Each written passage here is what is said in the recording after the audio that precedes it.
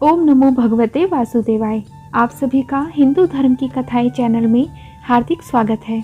आज हम सुनेंगे श्रीमद् भागवत महापुराण में प्रथम स्कंद का अध्याय 7। आज की कथा में हम सुनेंगे अश्वत्थामा द्रौपदी और अर्जुन के पुत्रों का सोते हुए अवस्था में वध कर देते हैं, तो अर्जुन किस तरह से उन्हें पकड़कर उनका मान मर्दन करते हैं और किस तरह से श्री कृष्ण अर्जुन को आज्ञा देते हैं कि वो उनका वध कर दें।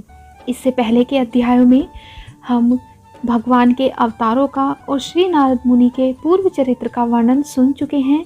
अगर आपने वो अध्याय मिस कर दिए हैं तो मेरे चैनल पर अपलोडेड हैं, आप वहाँ उन्हें जाकर ज़रूर सुनिए। और अगर आप मेरे चैनल पर नए हैं तो कृपया चैनल को सब्सक्राइब और वीडियो को लाइक ज़रूर करिएगा। तो चलिए आज का अध्याय शुरू करते हैं।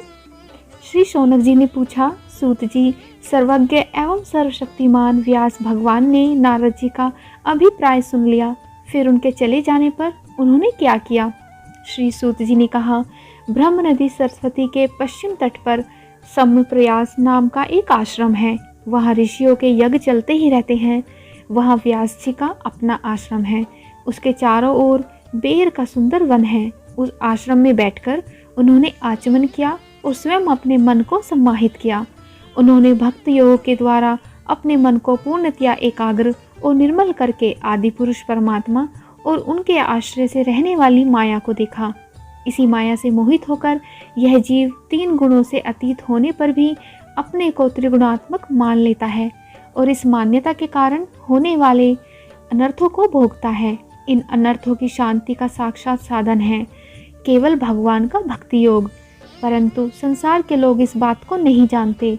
यही समझकर उन्होंने इस परमहंसों की संहिता श्रीमद् भागवत की रचना की है। इसके श्रवण मात्र से पुरुषोत्तम भगवान श्री कृष्ण के प्रति परम प्रेममय भक्ति हो जाती है, जिससे जीव की शोक, मोह और भय नष्ट हो जाते हैं।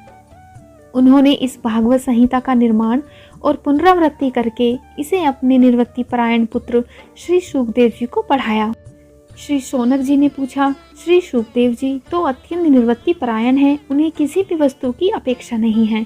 वे सदा आत्माओं में ही रमण करते हैं, फिर उन्होंने किस लिए इस विशाल ग्रंथ का अध्ययन किया?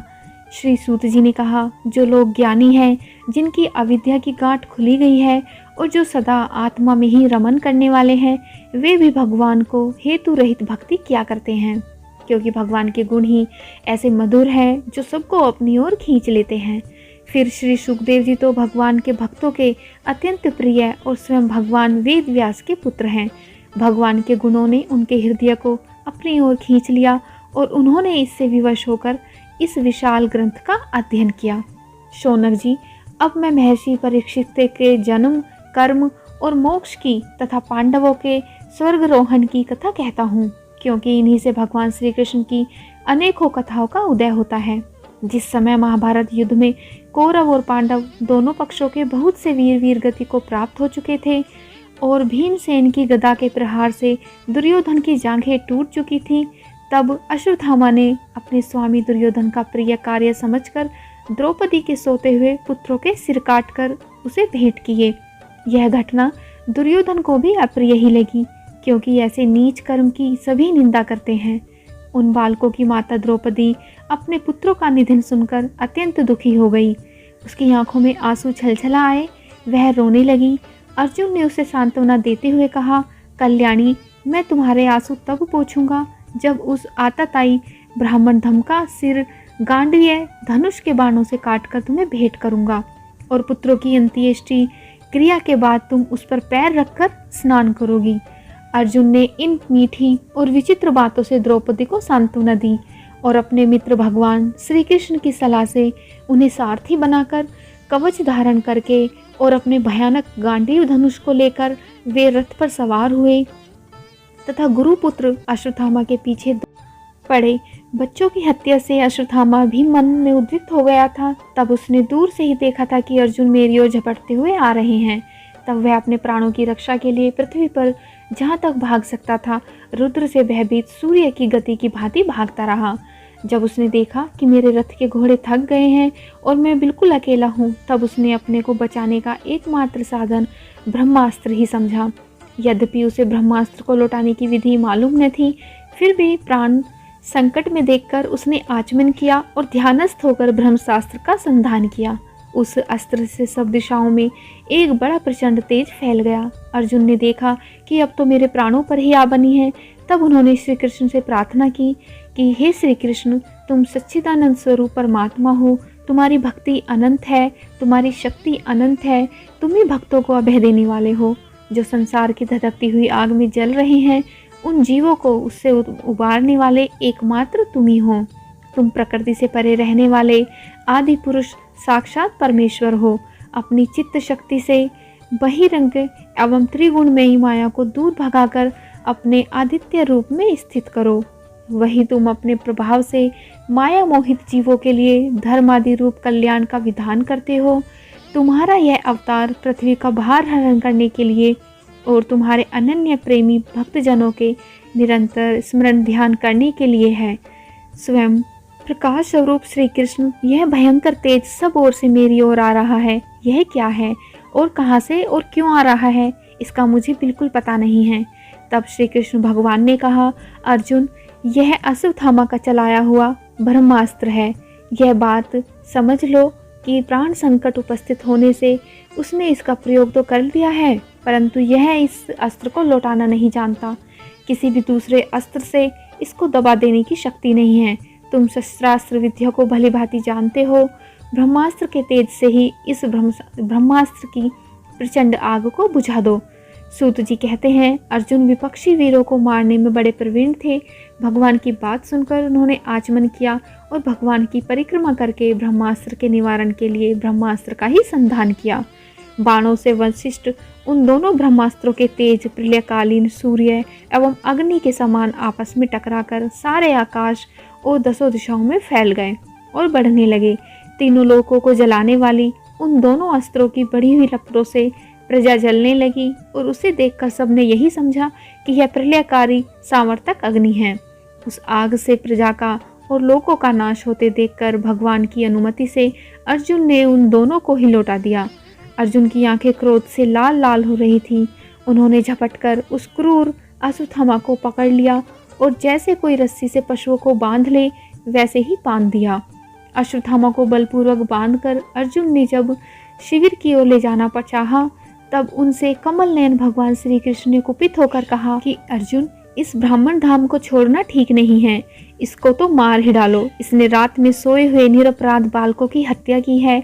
धर्मयेता पुरुष, असावधान, मतवाले, पागल, सोए हुए बालक, स्त्री, विवेक ज्ञान शून्य, शरणागत, रथहीन और भयभीत शत्रु को कभी नहीं मारते, परंतु जो दुष्ट और क्रूर पुरुष दूसरों को मारकर अपने प्राणों का पोषण करता है, उसका तो वध ही उसके लिए कल्याणकारी है।